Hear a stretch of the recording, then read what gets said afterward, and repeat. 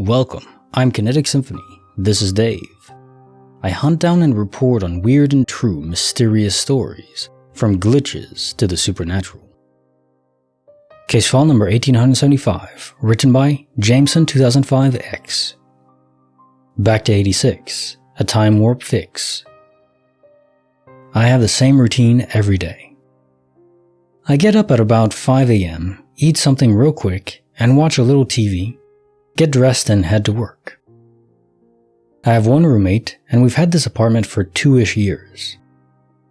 So about 7 or so months ago, in February, I got up to get ready and everything felt really off. Couldn't put my finger on why, but everything felt creepy. Then I noticed on the counter was a tray of American flag napkins, some homemade cookies with red and blue icing on them and in the shape of stars, and some of what I assumed to be off-brand M&Ms. I thought it was weird since it was kinda still winter for my roommate to randomly leave out 4th of July stuff. I get some food and turn on the TV and notice it's just random channels. I can't get to any of the streaming apps, it's just regular TV, but old. It's old-looking commercials, newscasts, and one of them actually said something about the 4th of July sale. I was so freaking confused. I finally get to a weather channel, and in the corner of it, it has the date. July 3rd, 1986. I thought for sure it was like, I don't know, a nostalgia channel or something. But every single channel I turned to was all old commercials and TV shows. Mind you, I was born in 2003, so I'm not too familiar with 80s stuff. So at the time, it just looked like old to me. At this point, I'm freaked out and try to call my mom. I'm not sure why, I just felt like this was who to call for some reason. When I go to dial her number, my phone just keeps trying to dial but never really actually connects to the call. Now I'm really bugged out, starting to panic a little now, and go to wake up my roommate. On my way to her room, I stop in the hallway and see a woman in her late 70s crossing the hallway, holding a tray with something on it. She goes from my roommate's room to mine and disappears. It didn't look like a ghost. That I assume, I don't know, I've never seen a ghost. But looked like a totally regular person. Panic wasn't even a word to describe myself at this point. So I ran into my roommate's room and flipped out and woke her up. I told her what was happening, expecting her to think I'm nuts, but she wanted to see what I was talking about. When she came with me, the 4th of July food was gone, and the TV was back to normal. She believes me, and we still wonder if it will happen to one of us again. All I can think is that maybe there was a time glitch of some sort. Still freaks me the hell out thinking about it. Case file 1875, back to 86, a time warp fix. So this would be time site instead of multiverse site. Unless it's multiverse site, but you're peering into a distant universe where, in that universe, the timeline of events hasn't progressed as quickly. It's still the same 1 second per second. All universes run concurrently. Perhaps in a different universe, timelines are much slower. The inventions and discoveries that humanity have made here have not occurred over there yet. And maybe that even corresponds to the date that Jesus was crucified, where the start of, 0 is altered, so that the date was 1986 over there. Could be. I imagine there's probably multiverse universes where dinosaurs still roam about and there was never a meteor that wiped them out. So who knows? If you go out far enough, you can find almost anything that is physically possible. So yeah, that could explain it. Or it's just a time reversal, a localized time reversal that reset itself. Either way though, that would be weird. Especially given that you interacted with things so deliberately, like the TV. So it's a bit beyond multiverse site, if it was that. It was full-on multiverse corporeal interaction, which is another level that is very unusual, and it seems impossible to be that, because that would involve your entire physical body moving over, unless you just possess the body of the you over there, in soul form. But even then, I'm trying to make sure everything fits in my theories, and if I'm talking about that, then I have to think about quantum immortality. if someone dies, I think if the transfer is far enough away, it takes time, and they have to go into a buffered universe, a dead pocket server. Even if it was just your soul, it should take enough time if it's a universe far enough away to be that different. Kind of just overwhelming myself here, so maybe it wasn't that. It probably was just some sort of time error. If reality is buffered, then the past is as concrete as the future, and maybe some way, for some reason, you were just transported in your conscious awareness of the buffered reality to a set-in-stone past. I could go with that. I think that is probably more plausible than multiverse travel. Case file number 1876, written by Hypervenom23. Red Sea Blaze and Alien Ways. Former Egyptian Air Force Mirage 2000 pilot here. I was one of the unlucky few that got selected to serve their mandatory years as pilots. It was considered unlucky because you stayed in the army a lot longer than soldiers and officers, because of the amount of training that comes with flying a fighter jet. Fast forward 2 years and I am a fully trained Mirage pilot. Though I don't know much about dogfighting and fighter jet weapons, as I didn't take it on full time. Like I said, this was mandatory service that everyone had to do. It's just that I was selected to be a pilot for some reason. I only flew like 6 times in the 3.5 years I served. Anyways, picture this. It's a pitch black night and I go out for patrol on the Red Sea border, between Egypt and Saudi Arabia. My friend is commanded to patrol the border on Sinai and Israel. That's usually the most actively patrolled border. Here I am flying in Egyptian airspace when an extremely bright light shone through the cockpit, almost blinding me for a moment.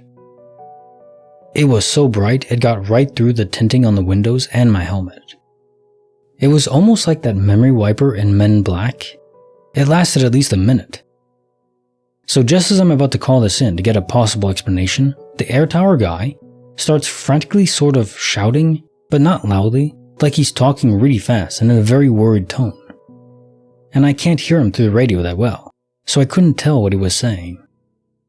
I tuned into the frequency the other pilots were on, and they were all just as shaken as me.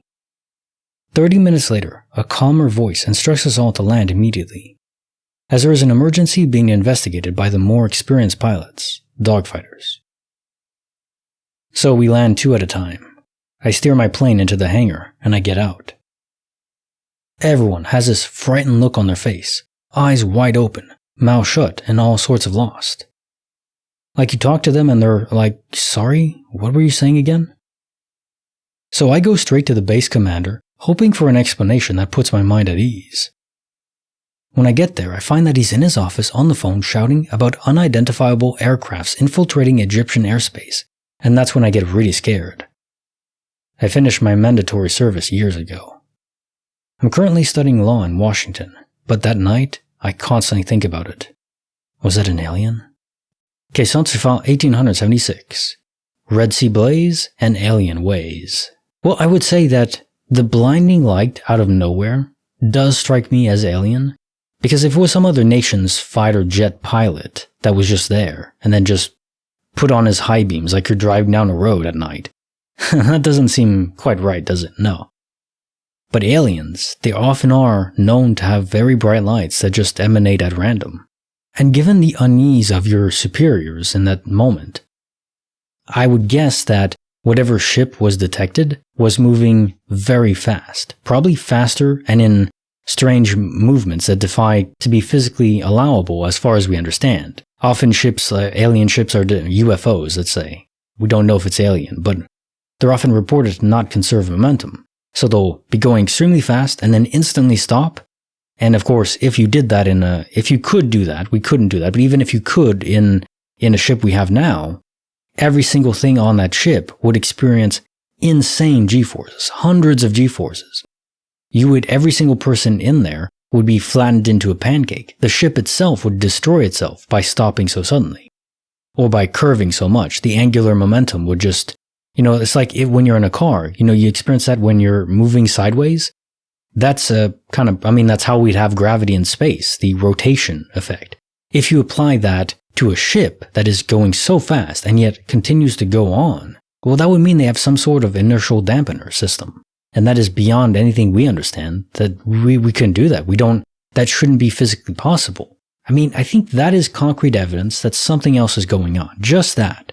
Even though we don't have clear evidence, like pictures and videos, we do have radar reports of objects moving erratically like that, in ways that is just not physically possible as far as we understand. So is that aliens? Is it something else? I don't know, but it's weird as hell, that's for sure. And it definitely seemed to spook your superiors. Case file number 1877, written by babegirlvj. Birds and chills and seasonal thrills. My youngest daughter would always beg me to buy the seasonal decorations when she'd go shopping. She passed away from a brain tumor when she was 5, and as a way to cope, I started buying those seasonal decorations. Now I decorate my house with them as the seasons and holidays change. Her favorite were those colorful birds from Target. A couple of years ago, just before Easter, I was deep cleaning the house. One of the Easter birds went missing. I assumed one of my older kids had knocked it off the shelf with their backpack, as they had left for school that morning. I looked around where it should have fallen, but couldn't find it. We had a younger dog who loved to chew up everything he could find. I checked all his unusual hiding spots, but couldn't find them. I continued to clean the house, vacuum, dust, full top to bottom cleaning of the common areas of the house, since I was home alone for the day. Finally, I'm done and still haven't found that bird. I found a lot of missing socks, Legos, and other crap. I grab my cleaning stuff and say out loud, "Daughter, it's okay if you're playing with it, but will you let me know, somehow, so that I know the dog didn't destroy it?" I walked out of the living room and put the cleaning stuff away, under the kitchen sink. I come back into the living room, and there that bird is. It is standing on its feet in the center on the living room floor. These birds have pipe cleaner-like feet, so they were difficult to get to stand right. And it is standing on its feet. I got a chill. I picked it up and looked it over. There weren't any teeth marks or slobber, so it hadn't been in the dog's mouth. I just said, "Thank you, daughter.